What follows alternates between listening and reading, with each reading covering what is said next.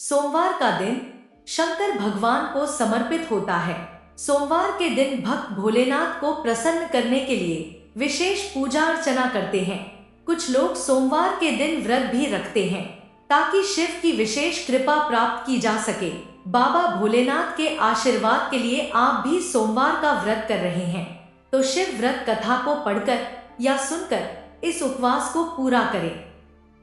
नारद पुराण के अनुसार सोमवार व्रत में व्यक्ति को प्रातः स्नान करके शिव जी को जल और बेल पत्र चढ़ाना चाहिए तथा शिव गौरी की पूजा करनी चाहिए। शिव पूजन के बाद सोमवार व्रत कथा सुननी चाहिए।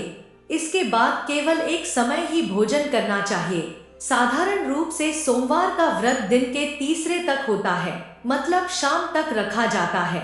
सोमवार व्रत 3 प्रकार का होता है: प्रति सोमवार व्रत, सौम्य प्रदोष व्रत और 16 सोमवार का व्रत। इन सभी व्रतों के लिए एक ही विधि होती है।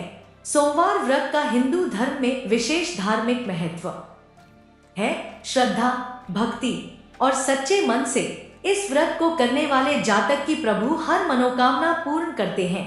सोमवार व्रत का पालन करने से विवाह में आ रही बाधाओं का निवारण होता है, आर्थिक समस्याएं दूर होती हैं और धन धान्य की प्राप्ति होती है। सोमवार की कथा इस प्रकार है कि एक दिन भगवान शिव शंकर भ्रमण के लिए जा रहे थे। तब माता पार्वती ने उनको देखा कि वह कहीं जा रहे हैं, तो फिर माता पार्वती बोली कि मैं भी आपके साथ चलूंगी।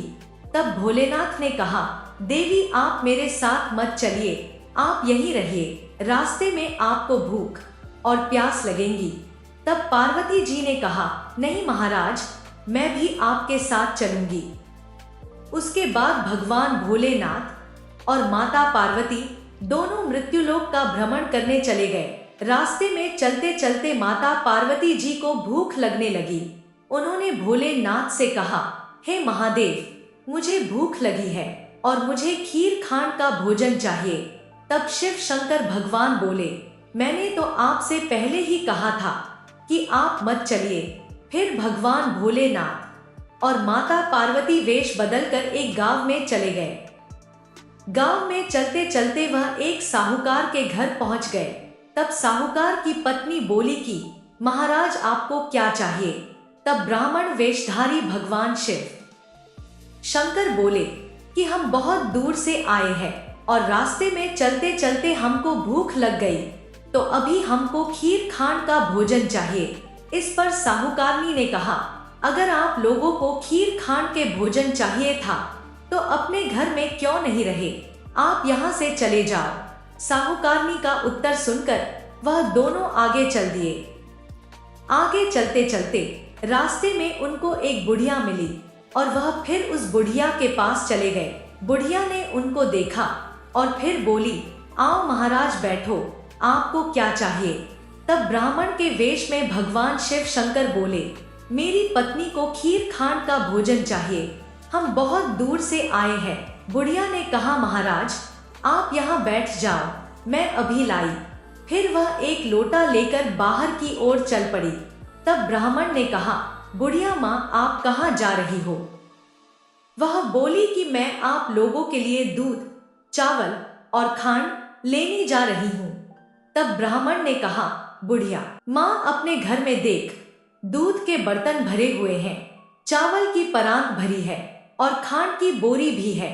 फिर बुढ़िया घर के अंदर गई और उसने देखा कि दूध, चावल और खांड सब कुछ है। वह यह सब देखकर हैरान हो गई। फिर उसने खुशी खुशी खीर बनाई और भगवान शिव शंकर और माता पार्वती को खीर खाने को दी।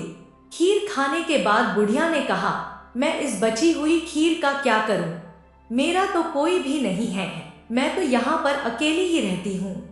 तब ब्राह्मण बोले, बुढ़िया माँ आंखें बंद करो। बुढ़िया ने आंखें बंद कर ली। फिर उन्होंने कहा, अब आंखें खोल लो। बुढ़िया ने आंख खोलकर देखा तो उसका पूरा परिवार हो गया। बुढ़िया यह देखकर बहुत खुश हुई और फिर बोली कि महाराज मैं इन्हें कहाँ रखूं? मेरी तो यह छोटी सी झोंपड़ी है। तब ब्राह्मण वेशधारी भगवान ने झोंपड़ी को लात मारी और वह झोंपड़ी महल बन गई। यह देखकर बुढ़िया बहुत खुश हुई और वह खीर के कटोरे भर भर गांव में बांटने लगी। जब वह खीर देने उस साहूकारनी के घर गई तो साहूकारनी बोली, तेरे घर में खीर कहाँ से आई? तब बुढ़िया ने कहा, मेरे यहाँ खीर खांड का भोजन करने एक ब्राह्मण और ब्राह्मणी आए थे, उन्हीं के प्रताप से यह सब हुआ है। तब साहूकारनी ने कहा, मेरा धन तेरे घर कैसे आ गया? मेरे पास तो कुछ भी नहीं रहा, कहाँ है वह ब्राह्मण और ब्राह्मणी? तब बुढ़िया माँ ने कहा, वह दोनों अभी मेरे घर से निकले हैं। साहूकारनी भागी भागी उनको ढूंढने लगी। रास्ते में उसने उन दोनों ब्राह्मण और ब्राह्मणी को देखा और बोली, कृपा आप लोग ठहरो, आप लोग मेरा सारा धन उस बुढ़िया को क्यों दे गए? तब ब्राह्मण वेशधारी महादेव बोले, हम लोग तेरे घर खीर खाने आए थे, पर तूने हमको खीर देने से मना कर दिया। फिर हम दोनों उस बुढ़िया के घर चले गए और उसने हमको खीर बना के हमारी भूख मिटा दी, और न ही हमने तुम्हारा धन उठाया है और न ही हमने किसी को तुम्हारा धन दिया है। साहूकारनी ने ब्राह्मण और ब्राह्मणी के पैर पकड़ लिए और बोली, महाराज मुझसे बहुत बड़ी गलती हो गई, आप मुझे माफ कर दो, मुझे कुछ तो दे दो ताकि मैं अपना घर बार चला सकूं। साहूकारनी के इतना कहते ही ब्राह्मण और ब्राह्मणी बने हुए भगवान और माता पार्वती अपने असली वेश में आ गए और बोले, ले तेरे घर में घी के बर्तन में हमेशा घी रहेगा, तेली में तेल रहेगा, तेरा कोई भी काम नहीं रुकेगा, तेरा सारा काम चलता रहेगा और तेरे घर में सब चलता रहेगा, पर तू कुछ जोड़ नहीं पाएगी। इतना कहकर भगवान भोलेनाथ और माता पार्वती अंतर ध्यान हो गए। अगर आपको हमारी वीडियो अच्छी लगती है तो कृपया लाइक और कमेंट कर दिया कीजिए और चैनल को सब्सक्राइब करना मत भूलिए। हमेशा खुश रहो, भगवान आप पर कृपा बनाए रखे। जय भोलेनाथ।